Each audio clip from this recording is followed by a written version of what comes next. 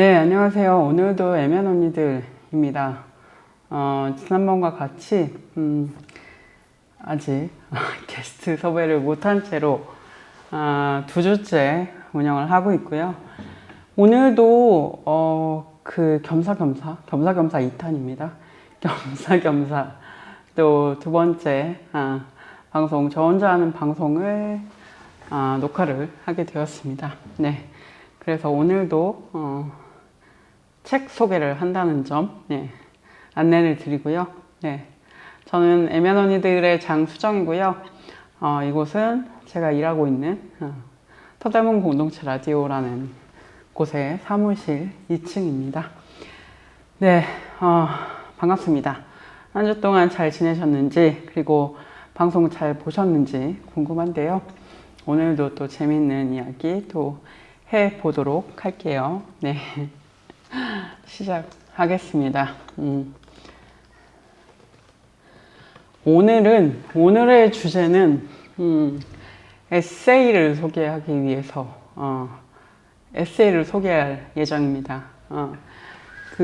제 제목을 고도로 발달된 에세이는 사회과학서와 같다라고 좀 붙여봤는데, 저희가 좀 SNS에서 이런저런 책과 관련한 코멘트들을 보다 보니까, 에세이는 좀 유치하다, 재미가 없다, 생각보다 시시하다, 뭐 이런 글들을 좀 봤어요, 가끔. 그래서 좀 생각한 것이, 좀 아쉽다는 생각이 들더라고요. 왜냐면 저는 에세이라는 장르를 굉장히 좋아하고, 이 에세이가, 중요한 또 메시지를 전할 수 있는 그런 또 책이라고 생각을 하거든요. 그래서 조금 아쉽다는 생각도 들고, 아니, 좀 추천해주고 싶다. 나 진짜 좋은 에세이 많이 아는데 라는 약간 그런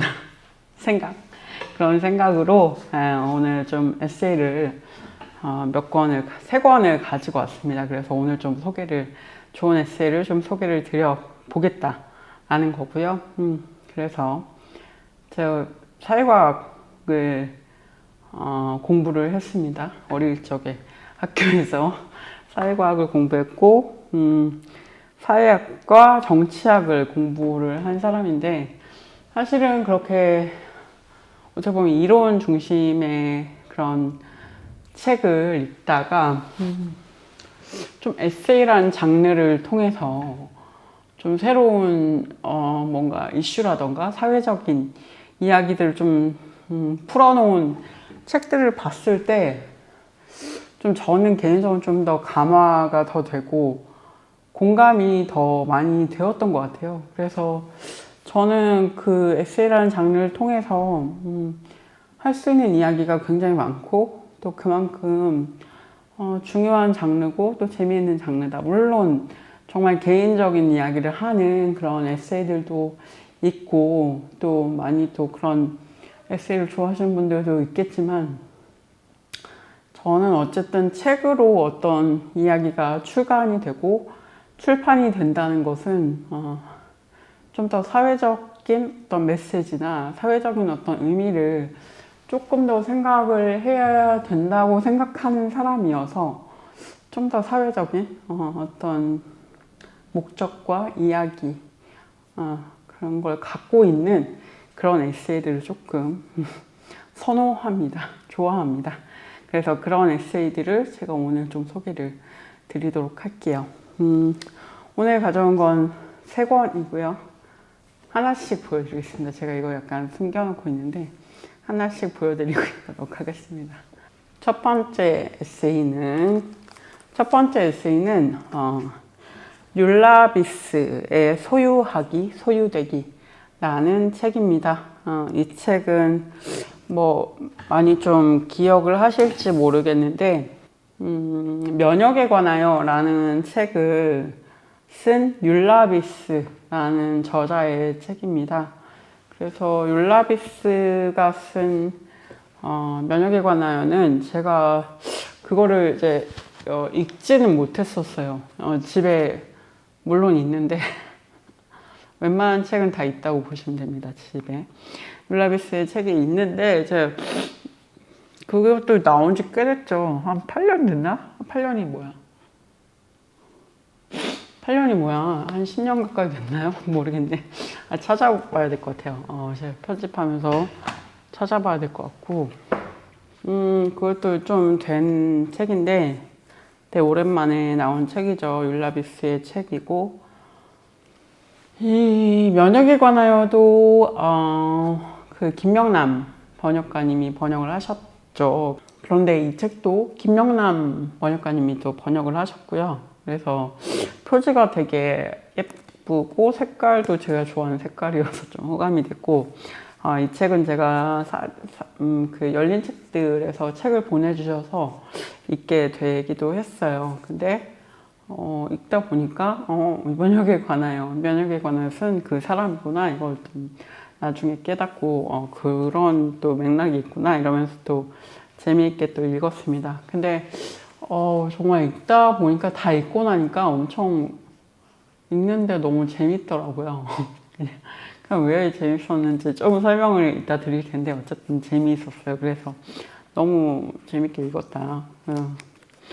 이 율라비스라는 작가는 원래 뭐 어쨌든 저널리스트이기도 했고 논픽션을 썼죠. 면역에 관하여도 어쨌든 논픽션이었고 굉장히 또 그게 성공을 거뒀기도 했고 한국에서도 굉장히 많이 저는 뭐 잘 팔린 걸로 알고 있는데 그런 책이니까 어쨌든 논픽션 작가로서 좀 커리어가 좀 되는 거죠. 근데 그 전에도 책을 쓰셨기 때문에 총 한 20년 넘게 글을 쓰고 글쓰기에 대해서 또 가르친 어쨌든 돈을 벌어야 되는 그런 상황이셨기 때문에 그랬던 것 같아요. 전업 작가로서 이제 글만 쓰고 살 수 없는 그런 또 배경이 있는 것 같고요. 그리고 그런 사람이 쓴 글이다 이런 게 기본적으로 있고, 그리고 이분이 집을 사면서 어쨌든 중산층이 된 거죠. 집을 사고 물론 그게 대부분 대출일지라도 집을 가지게 되면서 이제 그 이후의 삶, 중산층이 된 자기에 대해서 생각하고, 사실 어렸을 때는 돈이 없고 계속 뭐 어렵게 생계를 유지하고 또 글을 쓰던 사람이었기 때문에 이게 또 쉽지가 않았을 것 같습니다. 많은 분들이 또 예상하겠지만 이게 넉넉하지 않은 상황을 살던 사람이 어쨌든 작가로서 성공을 하고 중산층으로 접어들고 그런 과정을 이제 그 기분이라던가 뭔가 그런 복잡하다는 생각이 드는 거죠. 이 사람이 내가 계급이 바뀌었다니 이런 걸 또 생각하게 되고 계층 이동에 대해서 또 여러 가지 생각을 또 쓰고 있는데 이게 참 쓰기 어려운 거라고 저는 생각을 했어요. 이런 복잡하고 애매한 것들을 잘 썼다라는 생각을 했고, 또 사실 이런 돈과 관련된 문제는 좀 얘기하기 좀 비루하게 느껴지기도 하고 치사하고 뭔가 내가 부끄럽기도 하고 뭔가 내가 약간 특히 글 쓰시는 분이기 때문에 이게 내가 속물처럼 느껴지기도 하고 여러 가지 감정이 있었을 거라고 생각을 하는데, 뭐 그거를 전부 다 본인의 생각을 전부 다 투명하게 쓰시진 않으셨겠지만 그래도 어느 정도 이 정도의 솔직함과 사유, 자신의 그런 조건을 좀 투명하게 되돌아보는 태도 같은 게 되게 쉽지 않은 글인데 참 잘 썼다라는 생각을 했고 정말 좋은 에세이다라는 생각을 하면서 이 책을 읽었습니다. 그러니까 이 책 자체는 전체는 한 400페이지가 안 되는데 짧은 파트들, 그래서 두세 페이지 정도의 글들로 이루어져 있어요. 그래서 그냥 읽다 보면 전 처음엔 좀 너무 짧아서 두세 페이지밖에 안 되니까 너무 짧지 않은가라는 생각을 했는데 약간 더 읽어야 될 것 같은데 뚝 끊기는 느낌이 좀 들었는데 좀 읽다 보니까 이게 한 꼭지에서 끝나는 이야기가 아니고 그 뒤에 이야기로 약간 뭐죠? 연쇄적으로 계속 연결이 되더라고요. 그래서 여기서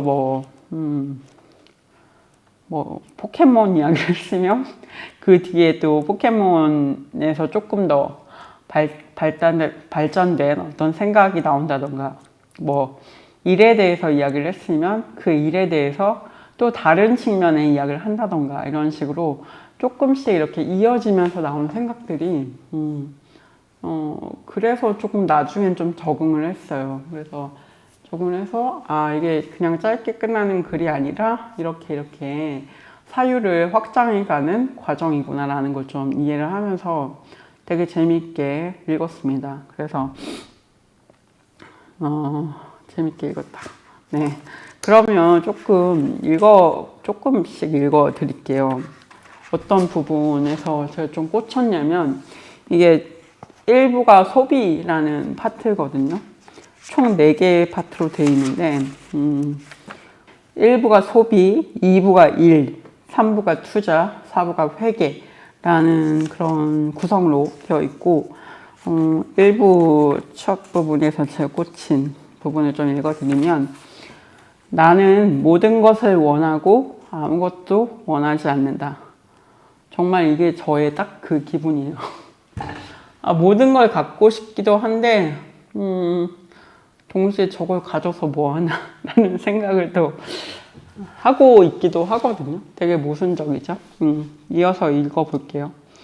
부드러운 색조의 러그, 따스한 나뭇결, 노쇠와 유리로 만들어진 램프는 가게의 아름다운 것들이 가득하다는 인상을 주지만 막상 어느 하나를 바라보면 아름답게 느껴지지 않는다. 루이스 하이드는 이렇게 적었다. 소비의 욕구는 일종의 욕정이다. 하지만 소비재는 이 욕정을 미끼로 쓸 뿐 그것을 충족시켜 주지는 않는다. 상품의 소비자는 열정 없는 식사에 초대받는 셈으로 이 소비는 충족으로도 열정으로도 이어지지 않는다. 라는 이야기를 또 하고 있고, 41페이지와 42페이지 읽어드릴게요. 여기도 약간 비슷한 맥락의 글이거든요. 그녀는 더 원하면서도 덜 원한다. 나도 그렇다. 내가 정말 원하는 것, 정말 원하는 것은 일을 덜 하는 것이다. 치는 말한다. 지인들과의 얘기가 많이 나오는데, 친이라는 친구인지, 그렇죠. 그러면서도 그녀는 동시에 골동품 러그를 원한다. 그러니까 정말 모순일 수밖에 없는 거죠. 그러니까 뭘 더 가지고 싶다는 것은 자본주의 하에서는 돈을 더 벌어야 된다는 것이고, 돈을 더 벌려면 내가 돈이 이미 막 충분히 있지 않은 이상, 그쵸. 뭔가 일을 더 해야 되는데, 그게 나의 소유나 나의 만족과 점점 멀어지는 그런 현대인의 어떤 숙명과도 같은 그런 이야기를 또 하고 있고요. 그래서 소비에 대한 좀 모순적인 생각들, 이런 생각들을 좀 되게 공감이 가게 잘 그려주고 있어서 저는 좀 인상적이었어요. 그래서 이것들이 좋았고, 그리고 좀 이 책에는 되게 많은 인용과 이야기로 이루어져 있는데, 방금 이 친구 얘기도 나왔다고 했지만, 자신이 계급적 이동을 한 거 플러스 그거를 친구들이랑 계속 이야기를 나눕니다. 이런 주제로 부에 대한 얘기나 약간 경제적인 얘기나 집에 대한 얘기나 이런 것들을 또 계속 이야기를 나누고, 그 경험을 또 자기의 그런 이야기거리, 글의 소재로 사용을 하고 있어요. 이것도 되게 재밌더라고요. 이렇게 친구가 되게 많이 나와요. 그러니까 이런 거에 대한 고민을 끊임없이 사람들과 나누는, 그것도 되게 의미가 있지 않나. 이걸 또 쓴다는 것 자체가 약간 뭔가 에세이여서 가능한 형식이기도 할 것 같고 그렇습니다. 그래서 이런 것도 재밌었고요. 그리고 제가 좀 평소에 비교적 제가 많이 인용된 책들이, 제가 읽은 책들이 좀 많았어요, 이번에. 그래서 그게 좀 다른 걸 읽을 때보다 최근에 막 여성 작가들 그러니까 전 소설이나 이런 문학 작품을 잘 못 읽는 편인데 잘 이해가 안 되는 면이 많아서 잘 이해를 못할 때가 많아요. 감정적인 거를. 그래가지고 대체 뭐지라고 생각할 때가 많은데 상대적으로 어쨌든 좀 사회과학 책이나 이런 것들은 많이 읽는 편이어서 제가 읽은 책들이 많이 나와서 좋았다. 그런 거예요. 뭐 예를 들면 마르크스의 자본론이나 공산당 선언, 그리고 실비아 페데리치의 캘리번과 마녀, 이 책도 엄청 좋은 책인데 제가 되게 좋아하는 책인데 이 책도 나오고, 루이스 사이드의 선물 같은 책도, 루이스 사이드가 굉장히 많이 언급이 됩니다. 이 책도 나중에 소개를 좀 드릴게요. 이 책은 진짜 소개를 드리고 싶어서 나중에 소개를 드리도록 할게요. 그리고 소스타인 베블런의 유한계급론, 이런 책들, 제가 유한계급론도 되게 재밌게 읽었던 책인데, 그리고 애매한 언니들에도 예전에 방송으로도 좀 다루기도 했었거든요. 그래서 이런 책들이 또 언급이 되고, 그리고 그 외에도 많습니다. 정말 많은 책들이 나오는데 그것도 되게 재밌어요. 그 재미도 있고. 그리고 데이비드 그레이버의 책도 나옵니다. 인류학자로 전 알고 있는데 최근 몇 년 사이 돌아가셨던 것으로. 그래서 데이비드 그레이버 책도 저도 관심을 두고 읽어보고 싶은데 인용된 글들도 역시 좋더라고요. 좋다는 얘기를 너무 많이 들어서. 아무튼 그 외 많은 책들이 등장하는, 이 사람이 독서하면서 그에 대한 그러니까 경제적인 것, 가난, 뭐 이런 것들, 계급, 이런 것들에 대한 책을 계속 본인이 책을 읽어가면서 이걸 쓰고 있기 때문에 그걸 좀 따라가는 재미도 있습니다. 이 리스트들이 어쨌든 내가 이런 비슷한 주제를 공부하고 싶다면 그걸 따라가면서 읽을 수 있는 리스트가 되기도 한다는 거죠. 네, 그런 것들이 있고, 그리고 이게 사실은 이 두 번째 2부의 제목이 일이라고 제가 말씀드렸는데, 일이라는 거, 이 사람에게 일이라는 것은 어쨌든 글을 쓰는 일이잖아요. 글을 쓰는 것이잖아요. 그래서 좀 글 쓰는 그런 작업에 대해서도 많은 언급이 됩니다. 그리고 뭐 저도 사실 저는 막 제가 예술을 하는 사람이라고 생각하지는 않는데 가깝거든요.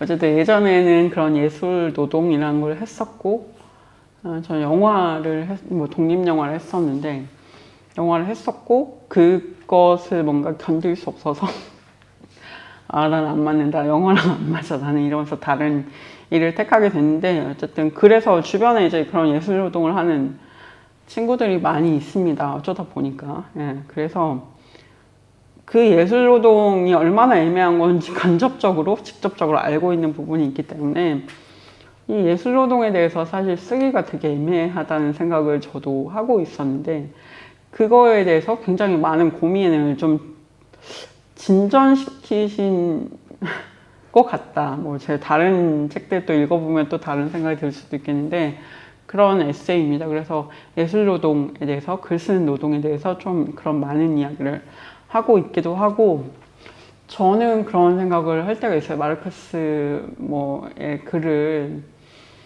뭐 지금도 많은 사람들이 읽고 있지만, 근데 저는 어쨌든 대학 그쯤에 20대 즈음에 많이 읽었고 어느 순간부터는 읽지 않게 되었어요. 이젠 더 이상 마르크스의 글을 읽지 않는데, 안 읽어도 된다고 생각하는데, 솔직히 얘기해서. 왜냐면 얼마 전에도 그런 생각했는데, 마르크스는 지금 사람들이 이렇게 많이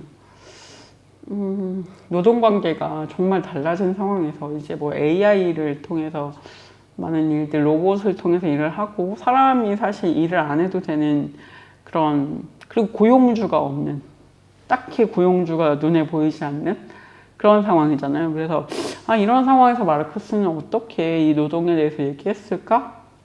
그런 생각을 가끔 할 때가 있는데, 그런 것들을 좀 규명하는 작업을 이분이 에세이를 통해서 하신 것 같다, 이런 생각이 들었어요. 그래서 좀 그런, 우리가 지금의 노동을 어떻게 얘기할 것인가? 라고 생각했을 때 만날 수 있는 하나의 단면 같은 것이 되지 않았나 하는 생각을 하고, 그런 애매함, 예술 노동에 대한 애매함을 잘 이야기하고 있는, 묘사하고 있는 부분들이, 인상적인 부분들이 많습니다. 네, 그리고 여기는 그리고 작가들이 되게 많이, 여성 작가들의 이름이 많이 언급이 됩니다. 그거는 좀 뭐랄까, 여러 가지 의미가 있을 것 같은데, 이 사람이 어쩌면 쫓아가는 롤모델 같은 것일 수도 있고, 그리고 또 뭔가, 먼저 그런 고민했던 사람들의 어떤 그런 노동에 대한 고민 같은 것들을 좀 엿볼 수 있는 그런 사례로서 언급을 하고 있는데요. 그게 되게 재밌었어요. 재밌었고, 조금 어떤 사람들이 나오냐면, 일단은 에밀리 디킨슨이 되게 언급이 많이 됩니다. 네, 되게 좋아하시나 봐요 라고 생각했는데, 많은 작가들이 사실 에밀리 디킨슨을 이야기를 하죠. 근데 역시나 여기도 에밀리 디킨슨 얘기가 나오고요. 그리고 조앤 디디온이 나오고, 그리고 버지니아 울프 같은 사람, 그리고 또 기억나는 게 앨리스 비 토클러스와 거트루드 스타인의 둘이 커플이죠. 둘의 얘기가, 레즈비언 커플 얘기가 나오고, 그 얘기도 되게 인상적이었고, 이제 이분들의 특징은 중산층이자 글 쓰는 여성으로서의 이야기를 이분들을 통해서 하고 있는 거죠. 그러니까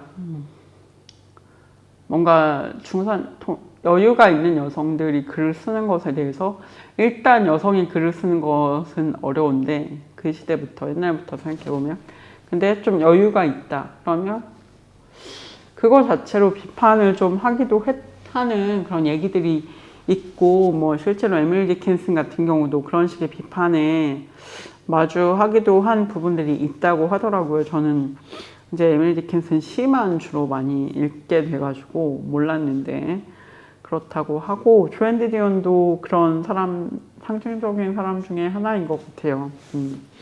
그래서 그렇고, 버지니아 울프는 뭐 사실 자기만의 방 같은 유명한 책에서 이제 글 쓰는 여성에게는 자기만의 방과 500파운드의 뭐 돈이 필요하다, 뭐 이런 얘기들을 하기도 했었죠. 근데 이 책을 읽다 보니까 사실 500파운드에 대한 감이 없기 때문에 잘 몰랐는데, 그 당시 500파운드도 되게 많은, 되게 거의 상류층들이 벌 수 있는 돈이었다고 하더라고요. 연봉으로 치면. 그래서 내가 생각했던 뭔가 최소의 조건은 아니었구나, 이런 생각을 또 새롭게 하게 됐고 알게 됐고요. 그래서 그런 얘기들도 있었고, 그래서 이런 뭐랄까, 자신과 비슷한 어떤 중산층으로서의 작가인 언니들은 어떤 생각을 했는가, 이런 걸 좀 찾아가는 이야기들이 재미가 있었습니다. 그래서 좀 보면 243페이지를 좀 읽어 드릴게요.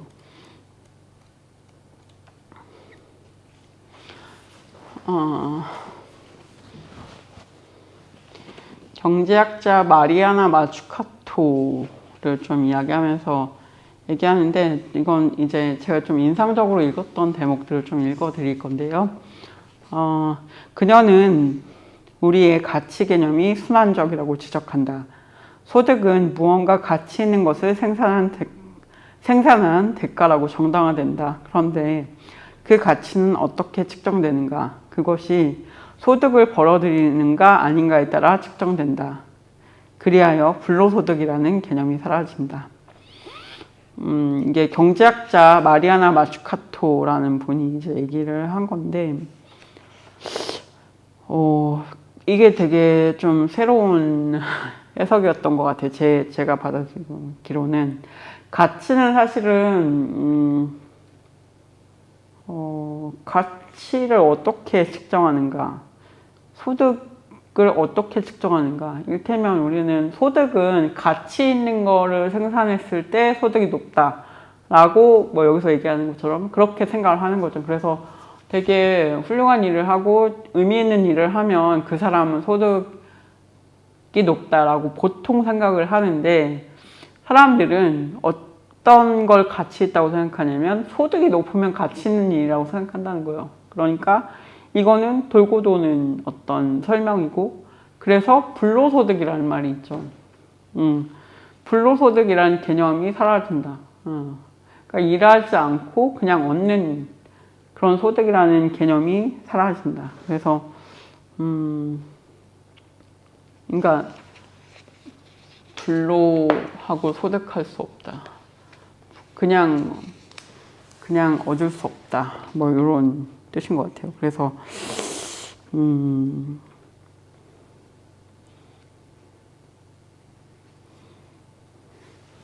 갑자기 이게 네, 어쨌든 잘 이해되셨죠? 저 지금 갑자기 이해가 안 되는데 어쨌든 여러분 잘 생각해 보시고요. 예. 그리고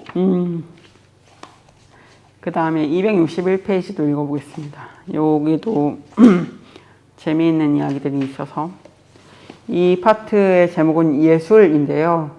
이 그림은 그의 시 중 한 편에 바탕을 두었고, 그 시는 또 어느 영화에 바탕을 두었다. 작년에 존은 데이비드의 최신작에 바탕을 둔 영상을 만들었는데, 그 책은 어느 텔레비전 드라마에 바탕을 두었고, 그 드라마는 또 어느 소설에 바탕을 두었다. 예술은 이렇게 먹고 살지 나는 생각한다. 예술은 예술을 먹고 산다. 그러니까 돌고 도는 뭔가, 그러니까 예술가들이 그런 얘기 많이 하죠. 우리가 서로의 것을 소비를 해주는 것일 뿐 아닌가, 뭐 이런 얘기 자주적으로 할 때도 있는데 그런 생각도 났고요. 그리고 공유지의 비극 부분입니다.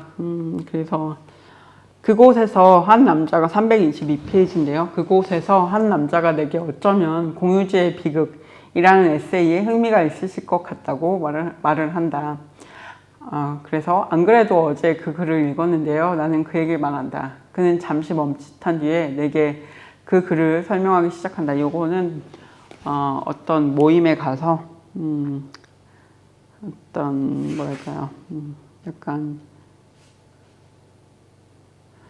어떤 모임에, 그러니까 예술가들에게 지원을 하는 어떤 뭐랄까, 기부자들이죠. 그런 모임에 갔을 때 일어났던 일입니다. 그래서 여기서 그러니까 공유지의 비극이라는 글을 읽었다고 했을 때 소개를 해주는 거죠. 그 만난 남자가.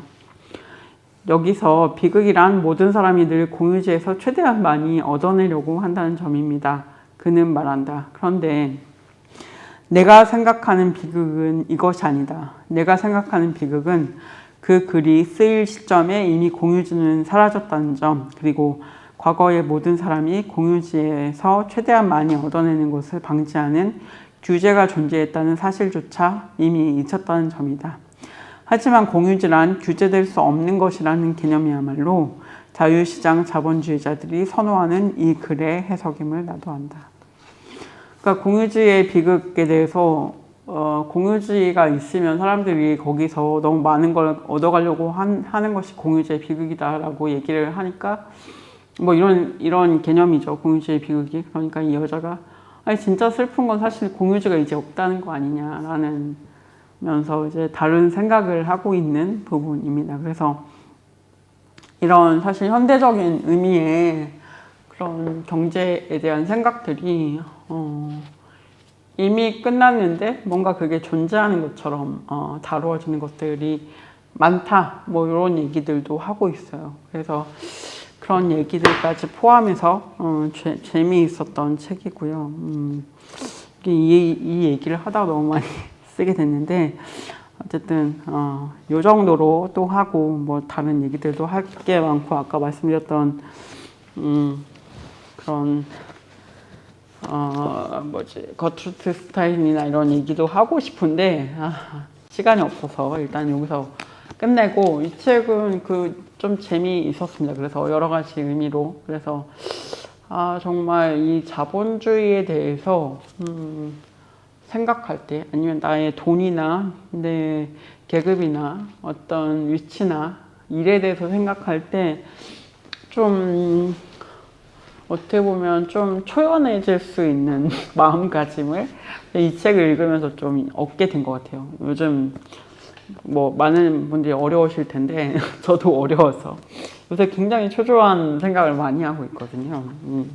근데 이제 약간 마인드 컨트롤 하면서 이 책을 읽을 수 있었다. 그리고 되게 잘 쓰인 에세이이기 때문에 이 에세이가 주는 그런 정말 순수하게 읽는 기쁨 같은 것들도 느낄 수 있었던 그런 책이었습니다. 네.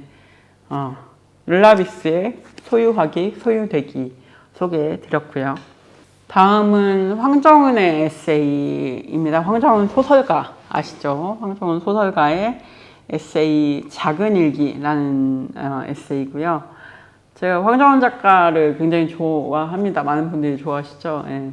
황정은 작가를 좋아하는데 사실 처음 데뷔했을 때부터 책을 이렇게 따라 읽기 시작해서 지금 이제 저도 중년이 되고 황정은 작가님도 이제 중년이 저보다 몇 살 많으신데 중년이 될 때까지 이렇게 따라가면서 읽고 있는 작가입니다. 저는 이게 되게 중요하다고 생각해요. 동시대를 살면서 어떤 작가를 내가 계속 쫓아가면서 읽을 수 있는 거 그게 되게 그리고 그 작가를 계속 좋아할 수 있는 거 그게 되게 행운이라고 생각하는데 그런 면에서 황정은 작가님은 저한테 좀 그런 존재이고요. 지금도 너무 좋은 글을 많이 쓰고 계시기 때문에 제가 정말 좋아하고 사랑하는 그런 작가입니다. 네. 그 사람 인간에 대한 따뜻한 시선이라고 할까 이게 너무 그런 뭐랄까 너무 뻔한 얘기 같긴 한데 굉장히 따뜻한 시선이 좋고 그리고 특히 여성들의 이야기를 좀 만들어내는데 되게 탁월한 감각과 능력이 있으시죠. 여성들의 이야기를 잘 써내는 그런 힘을 가지고 있으시고 그리고 역사적이고 사회적인 소재도 자기 소설 안에도 잘 녹이시고 그리고 그걸 좀 뭐랄까 시줄 날줄처럼 이렇게 엮으시는 거 직조한다고 하죠. 직조해내는 것도 굉장히 잘 하시는 것 같아요. 이야기로서. 그래서 뭐 디디에 우산 같은 그런 작품도 많은 사람들이 또 좋아하기도 하고 많은 이야기들을 했었죠. 예, 좋아하시는 분들도 많고 저는 계속해 보겠습니다. 나 파시의 인문 같은 소설을 좋아합니다.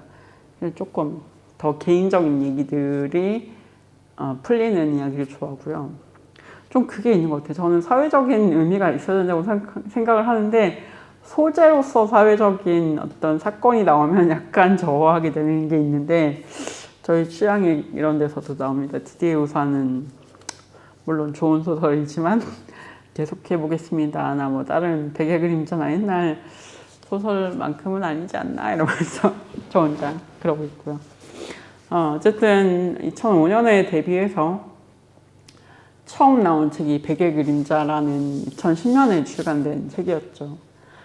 베개 그림자 제가 가져오려고 했는데 안 가져왔네요. 제 사무실에 있는데 저한테 베개 그림자는 세운상가를 좀 배경으로 두 사람의 사랑 이야기를 또 다루고 있고 저는 그 황정은 작가님의 어떤 정서는 쓸쓸함 뒤에 오는 쓸쓸하고 뭔가 짠함, 슬픔 뒤에 오는 어떤 감동과 희망이라고 생각하거든요. 근데 그게 약간 희망이 억지 희망은 아니고 뭔가 억지로 짜낸 희망이 아니라 그게 되게 설득력 있고 너무나 충만하게 오는 너무나 공감과 기꺼이 희망으로서 좀 약간 마지막에 탁 오잖아요. 소설들이 약간 거의 그렇죠. 마지막에 이렇게 하고 눈물 펑펑 이런 경우가 많은데 그런 희망을 좀 희망으로 가는 그런 소설들을 갑자기 너무 소설들을 쓰는 그런 작가. 그래서 읽고 나면 한동안 먹먹함을 좀 느낄 수밖에 없는 그런 경험을 좀 저는 개인적으로 많이 했던 것 같아요. 그리고 황정은 작가님은 팟캐스트를 좀 오래 진행을 하셨던 기억이 있어요. 근데 그 들어보신 분들은 아시겠지만 굉장히 목소리가 안개 같은 목소리라고 저는 표현하는데 약간 안개 낀 것 같은 그런 목소리가 약간 있어요. 낮고 근데 되게 좋죠. 되게 정말 좋은 목소리를 또 가지고 계시고 또 하는 얘기도 너무 좋고 추천해 주신 책도 너무 좋습니다. 들어보시면 좋을 것 같고요. 저는 황정원 작가님 에세이도 좋아합니다. 그래서 지금까지 3권의 에세이를 저는 읽었는데 그게 3권이 다 아닌지는 정확하지 않지만 아마도 그럴 것 같은데 다 좋았어요. 그래서 연년세세라는 책이 있었고 그리고 일기가 있었고 지금 제가 가져온 작은 일기라는 이 책까지 너무 다 좋고요. 에세이도 잘 쓰십니다. 예, 그게 너무 좋고 그리고 작은 일기를 가져온 곳은 제 이 책을 가져온 곳은 이 책은 이제 우리가 경험했던 계엄의 시작부터 좀 끝까지 어쨌든 선고가 나는 그런 시기까지를 좀 다루고 있어서 우리가 최근에 경험했던 사회적인 그런 사건과 괴를 함께하는 에세이여서 골랐고요. 그리고 저도 이거 읽으면서 개인적으로도 되게 좀 정리를 할 수 없는 시간이잖아요. 그 충격, 그 12월 3일 날의 충격이 아직도 기억이 나는데 너무 나에게도 큰 상처였고 사회적으로도 너무 큰 일이었는데 그거를 어떻게 정리해야 될지 좀 갈피를 못 잡고 있었어요. 근데 그때 딱 이 책을 만났고 좀 도움을 받았습니다. 그래서 그거를 같이 좀 이렇게 작가님 일기를 따라 읽으면서 그런 위로를 또 받을 수 있었던 저한테도 되게 중요한 책입니다. 그래서 뭐 처음 시작이 12월 3일의 일기예요. 어떻게 시작을 하냐면 12월 3일 화요일 오후 5시 45분 세면대 밸브에서 물 새는 걸 발견했다. 집수리 기술자에게 연락하니 다른 집 일을 보고 있어 바로 방문하기가 어렵다며 내가 직접 조치할 수 있는 일을 알려주었다. 내일 오후에 방문하겠다는 약속을 받았다. 단편을 이었었다. 한 달 뒤 마감엔 탈 없이 맞출 수 있을 것 같다. 기온이 많이 떨어져서 책상 근처가 춥다. 손가락을 덮이려고 커피를 3잔째 마시고 있다. 어젯밤엔 의성어가 엄청나게 많이 등장하는 소설을 쓰고 괴로워하는 꿈을 꾸었다. 제임스 조이스의 소설을 잠시 뒤져본 흔적일까. 이디스 워튼의 이선 프롬을 읽기 시작했다. 도입부에서 관찰자의 시선으로 묘사된 이선 프롬의 고독과 고립에 마음 아팠다. 눈과 고독, 고립된 삶, 내가 아는 겨울을 닮은 이야기들에 마음이 흔들린다. 이번 겨울엔 소설을 많이 읽고 싶다. 번역서 2권을 주문하는 김에 듀를 샀다. 지난달에 백두대간 20권을 방문하고 들은 이야기도 곧 원고로 정리해야 한다. 오늘은 원고지 5매를 썼는데 밤엔 한 번 더 보면서 다듬고 싶다. 그리고 다시 쓰셨어요. 오후 10시 23분 계엄 이렇게 2글자. 이게 그러니까 오후에 이렇게 일기를 쓰시다가 아마도 계엄이 되고 나서 계엄을 보고 나서 뉴스로 보고 나서 그걸 이제 기록을 하신 것 같은 그런 느낌. 그 다음날 4시간밖에 못 잤다 이렇게 나오고요. 저도 거의 못 잤던 것 같아요. 그날. 그 다음날까지 거의 못 잤다. 그래서 사실 계엄이 발생하고 나서 저도 한 6개월 정도가 사라졌다고 느낄 만큼 시간이 뭔가 물론 늘 하루하루를 보냈지만 뭔가 내 인생에서 삭제된 듯한 느낌을 받았는데 그런 느낌으로 이 하루하루의 기록이 이어집니다. 좀 작가님도 이렇게 집중할 수 없었겠죠. 그래서 같이 이렇게 사시는 친구분과 동거인과 같이 좀 광장에 계속 나가고 또 어떤 뭐 그런 우리가 막 조공 그런 것도 많이 했잖아요. 막 뭐 밥 먹을거리 이런 것들도 많이 광장에서 같이 해서 나눠 먹고 있는데 뭐 이런 데 참여하시기도 하고 그러면서 되게 적극적으로 그 광장에 참여를 하시는데 그런 기록들을 쭉 하십니다. 그래서 일기로서 계속 이어지는 그런 책이고요. 저는 또 재미있었던 거, 그러니까 12월 23일 날의 기록인데 한번 읽어볼게요. 이때 남태령 그 밤에 남태령 그 사건이라고 해야 되나? 남태령 대첩이라고 해야 되나? 뭐라고 해야 되나? 그게 있었는데, 좀 읽어보겠습니다. 지난주 토요일 12월 21일 광화문 비상행동 집회에 참석했다가 전농의 고립 소식과 연대 요청을 들은 사람들이 남태령으로 갔다. 서울시 경찰역에 가로막힌 트랙터와 농민들을 마중하러 간 사람들이 그 추운 곡에서 꼬박 밤을 버텨 막힌 길을 열었다. 2024년 12월 22일 일요일은 서울 근처만 오면 더는 전진하지 못하고 늘 가로막혔다는 전농의 투쟁단이 처음으로 남태령을 통과한 날이다. 남태령을 어떻게 일기로 옮길까? 뭐라고 쓰든 남태령에서 나온 말들에 비하지 못할 것이다. 일요일 아침이 되어서야 남태령 소식을 들었다. 내가 습관적으로 체념한 자리에 찾아간 사람들이 있었고 그들이 자리를 지켰고 막힌 길을 뚫었다. 만나고 싶은 사람들이 다 거기 있다고 생각하면서도 나는 단편을 쓰려고 가지 않았다. 그러니까 이렇게 실시간 영상으로 현장의 말을 듣고 눈으로는 원고를 보면서 내 늙음을 돌아보았다. 전농이 지금 남태령에 와 있다. 나도 그날 광화문에서 그 말을 들었는데 그게 되지 않을 거라고 먼저 믿는 마음, 보고 들은 바대로 학습된 포기, 부끄러웠지만 오늘은 그 부끄러움이 기꺼웠다. 라고 쓰고 있습니다. 예. 좀 저도 되게 비슷한 감상이었거든요. 전농 시위가들 막혔기 때문에 못 들어오겠지라고 생각을 하고 잤던 것 같아요.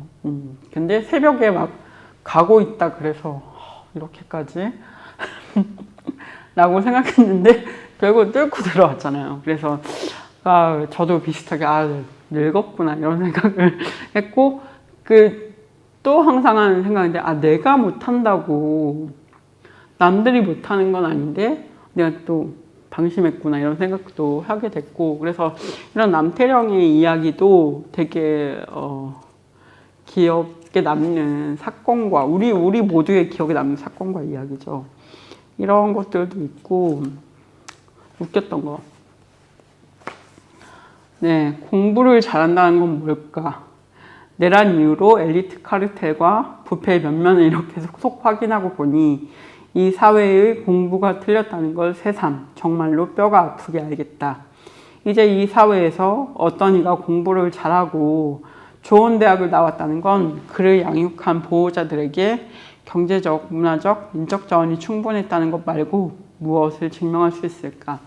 진짜 우리가 많이 했던 생각 중에 하나죠. 이런 생각들까지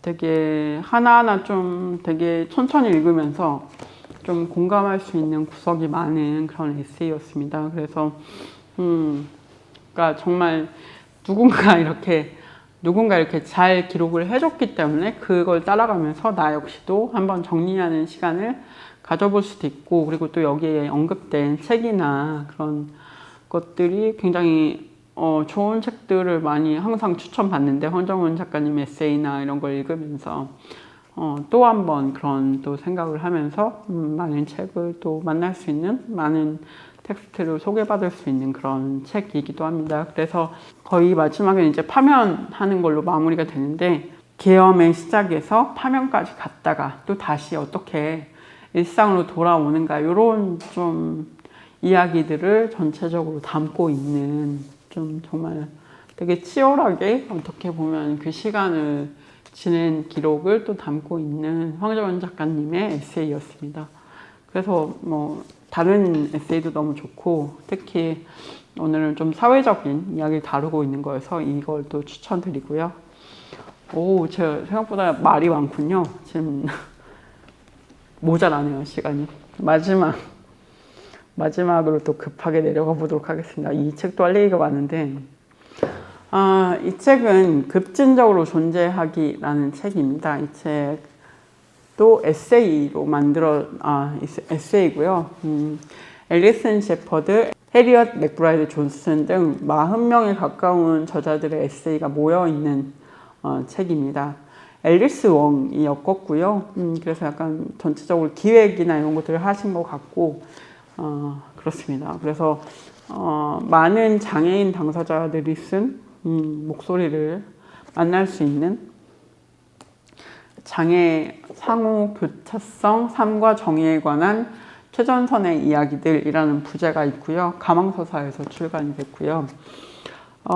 이 책을 엮은 앨리스 웡이 작년에 죽었습니다. 그래서 74년생인데 50대 초반이죠. 죽었는데 어떻게도 좀 약간 우연하게 11월에 제가 12월에 이걸 읽기 시작했어요. 그래서 좀 시기적으로도 앨리스 웡이 죽고 난 뒤에 또 이걸 읽게 돼서 좀 묘한 마음과 함께 읽게 시작했던 그런 책인데요. 앨리스 웡은 미국의 장애인 인권운동가고 작가입니다. 한국에도 앨리스 웡의 회고록이 또 이미 출간되어 있는 것도 있고요. 그리고 장애 가시화 프로젝트라는 것을 설립하고 미국에서, 그리고 2013년에 미국의 전국 장애인 협의회 위원회에 임명되었고 2024년에는 메가더 펠로우십 임명되었다고 하고요. 그리고 2020년에 급진적으로 존재하기 이 책을 편집했고 이제 미래에서 날아온 회고록이라는 자신의 회고록을 저술을 했습니다. 그래서 저는 이 책이 장애가시화 프로젝트 이후에 이어진 또 하나의 프로젝트로 알고 있는데, 그렇게 해서 미국에서 있었던 장애를 가시화하는 앨리스 웡의 프로젝트 뒤에 이제 모인 사람들이 또 책으로서 이렇게 에세이를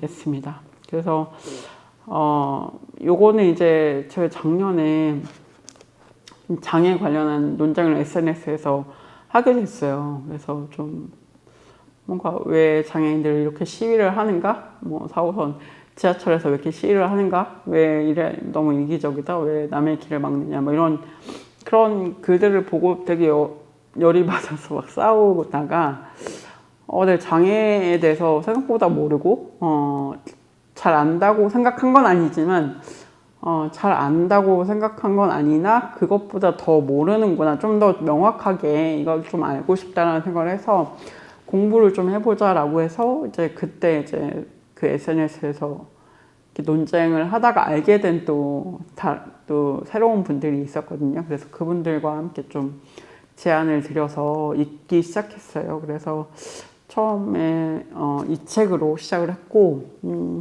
장애학에 대해서 잘 모르거나 알고 싶거나 그런 분들이 처음으로 접하면 너무 좋을 책이라는 생각이 들고요. 어쨌든 장애 당사자들의 얘기인데 가지고 있는 장애가 다 다르고 사실 장애마다 또 얘기가 너무 다른 얘기들이 많더라고요. 그래서 다양한 주제의 글들을 또 다양한 저자들의 경험을 통해서 좀 볼 수 있는 그런 책이어서 되게 좋습니다. 처음에 읽기 너무 좋고, 그리고 글을 다들 너무 잘 쓰십니다. 너무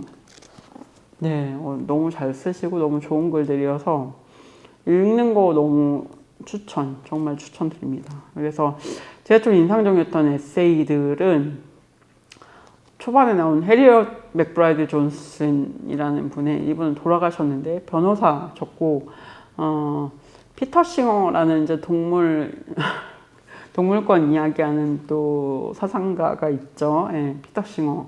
한국에 소개된 책들도 많고, 이분이 공리주의와 장애에 대한 생각들을 피터 싱어의 공리주의와 장애에 대한 생각들이라는 또 에세이를 이분이 쓰셨는데, 해리엇 맥브라이드 존슨이 피터 싱어를 만나게 돼요. 만나면서 하는 경험에 대한 얘기인데, 피터 싱어가 사실은 공리주의를 얘기하면서 가장 크게 좀 문제적이라고 이제 지금도 비판을 받고 있는 것 중에 하나가 인간의 삶의 어떤 질 이런 것들이 높아야 되고 의미가 있는 삶을 좀 보장해야 된다. 어쨌든 근대적인 의미의 공리주의라는 것이 절대 다수에게 좋은 것을 좀 추구해야 된다라는 것이잖아요. 그래서 절대 다수라는 게 누가 정하는 건지는 알 수 없지만 상대적으로 좋은 것은 정상인의 삶이고 비정상인 장애를 가진 사람들의 삶은 불행할 것이기 때문에 이 삶에서 추구할 수 있는 행복이 별로 없고 이익이 없기 때문에 장애인들은 미리 그러니까 탄생을 하기 전에 낳기 전에 뭔가 낙태를 하거나 이런 식으로 뭔가 돼야 된다 이런 얘기들을 하십니다. 더 복잡한 맥락이 있긴 한데 어쨌든 요약하면 그런데요. 그런 피터 싱어와 만나면서 나눈 이야기들 그리고 그 피터 싱어와의 만남을 통해서 자기가 했던 생각들 이 피터 싱어 이분이 장애학에서 되게 많이 언급이 되는 분이세요. 동물의 권리를 옹호하지만 사실은 한편으로는 장애인들의 존재에 대해서는 의문을 가지는 그런 이야기를 많이 하시기 때문에 어쨌든 사회적으로 그 장애인들의 삶의 질, 장애인들은 태어나면 장애인의 삶은 불행할 것이기 때문에 비장애인보다 불행할 것이기 때문에 이건 지향된다라고 약간 단언하는 근데 그걸 누가 알 수 있나요? 왜 아무튼 그런 것 때문에 되게 많이 장애학 책에서든 장애인들의 에세이나 책에서 많이 인용이 되고 언급이 되는 분입니다. 그래서 근데 그런 해리언 맥브라이드 존슨의 나름의 어떤 그 사람을 만나면서 했던 생각들 이런 게 또 인상적이었고 이분의 시각이 좋더라고요. 그래서 그런 게 또 그런 에피소드가 또 생각이 나고 제가 좀 읽어드리려고 했는데 시간이 없어서 그리고 평범한 사이보그라는 질리언 와이즈의 글이 있는데 요거는 해러웨이의 사이보그 개념을 좀 비판하는 그런 이야기입니다. 해러웨이가 이제 사이보그 선언에서 이야기하는 어떤 것들이 사이보그라고 하면 어쨌든 해러웨이는 그런 이런 컴퓨터를 사용하는 어떤 과학적인 일을 하는 과학과 관련된 일에 종사하는 여성들을 지칭하는데 질리언 와이즈는 장애인들의 존재야말로 사이보그이다라고 이야기를 하고 해러웨이가 그런 장애인들의 이야기를 상정하지 않는다라는 것을 좀 비판하면서 좀 그 사이보그를 다시 해석을 하시는 그런 글을 쓰셨어요. 그래서 그런 것도 되게 인상적이었고 엘사 주네슨이라는 분이 쓴 분노로 종이학을 접는 법이라는 굉장한 글이 있는데 이분은 고딕 소설 이런 거 쓰시는 분이라고 하는데 원래는 이 분노로 종이학을 접는 법이라는 글을 통해서 자신의 장애를 보는 사람들의 시각 그리고 자기가 그 시각에 대해서 어떻게 대처를 할 것인지를 종이학을 접는 과정을 통해서 이렇게 글을 전개하시는데 굉장히 인상적이고 독창적인 글이에요. 그래서 제가 너무 읽으면서 감탄을 했고 너무 좋다고 생각해서 약간 팬이 됐습니다. 그래서 막 홈페이지도 검색해 보세요. 영어를 읽지 못해서 이분의 책을 읽을 수는 없는데 좀 누가 번역을 해주시면 좋겠는데 네 어쨌든 엘사 주네슨이라는 분이 쓴 글도 인상적이었고 그리고 또 눈먼 천문학자가 별의 소리를 듣는 법 이런 책도 있는데요. 이 글도 되게 인상적이었습니다. 그래서 천문학자로 실제로 일을 하고 계신데 우리가 천문학하면 눈으로 뭔가를 관찰을 한다고 생각하는데 이제 시각장애를 가지고 계신 거죠. 그런 분들이 쓴 에세이까지 되게 다양한 에세이들을 다루고 있고 그러니까 우리가 장애에 대해서 이야기하다 보면 기본적으로 비장애 중심주의에 대해서 이야기할 수밖에 없어요.